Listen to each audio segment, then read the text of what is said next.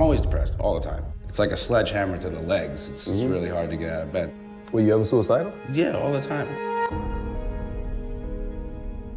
I had a really rough time in high school, so like I still have like PTSD from that shit. But you used to get teased in high school or something? Oh, all the time.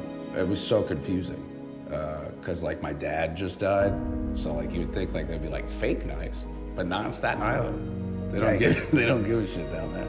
I always thought there was something wrong with me my whole entire life. I was like, I have no friends. You know, I've been to like 3 different schools. Everybody hates me, so it has to be me. And then I left Staten Island, and I was like, it was literally everybody else. It's like fear of abandonment. Like, I'm gonna lose my friends, I'm gonna lose my girlfriend, like, my family hates me, and I would always just, like, be all around and be worried all the time, and I'd be freaking out. Depression affects more than like 16 million people in this country, and there's no like cure per se, but for anyone dealing with it, there are treatments that can help. First of all, if you think you're depressed, you know, see a doctor and talk to them about medication, and also be healthy. Eating right and exercise can make a huge difference. How often do you still battle with depression? Oh, I'm always depressed, all the time. I have to constantly bring myself out of it. Like I wake up depressed, but like I'm like, okay, now I know my steps, because like you learn from the real, like now I have to go outside and be in the sun for a little bit, or go for a walk, or like start the day this way. It's all just programming yourself to trick your brain.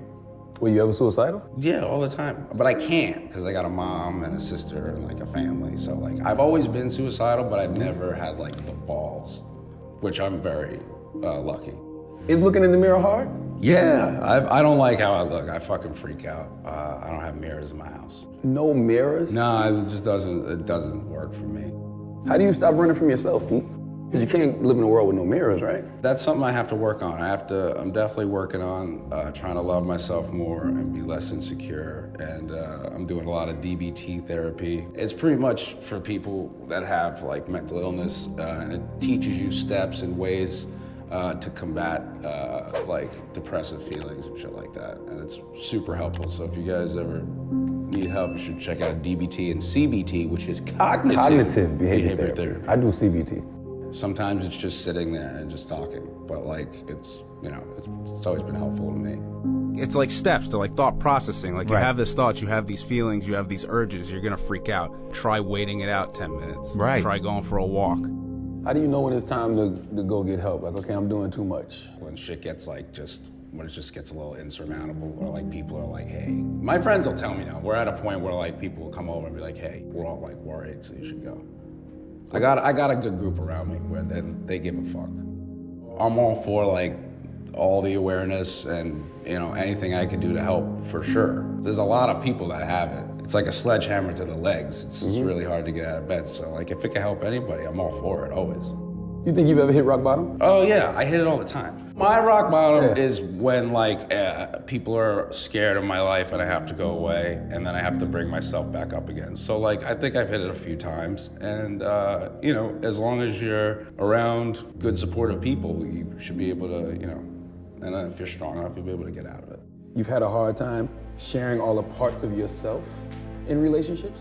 No, I share too much, and I scare the fucking shit out of people, because I have like a lot of issues and stuff, and I like to be very upfront about that, so there's no like surprises. Like I don't want you to be surprised, like if I like, you know, have to go away to a rehab, or like if I have to go to like certain therapy or something like that, because, you know, it just like breaks the ice easier, and like I don't want to waste your fucking time. Yeah. You know what I mean? So like I think like I come across very like intense, and like I think that scares a lot of people away. Everybody has an opinion on Pete Davidson and what's good for Pete Davidson. Right. What does Pete Davidson think is good for him? I think right now, staying on track, trying to, you know, not focus on relationships or the media or anything like that. I think just, you know, doing what I'm doing, just trying to keep your head down, keep working, and hopefully people see the work. I think actions speak louder than words.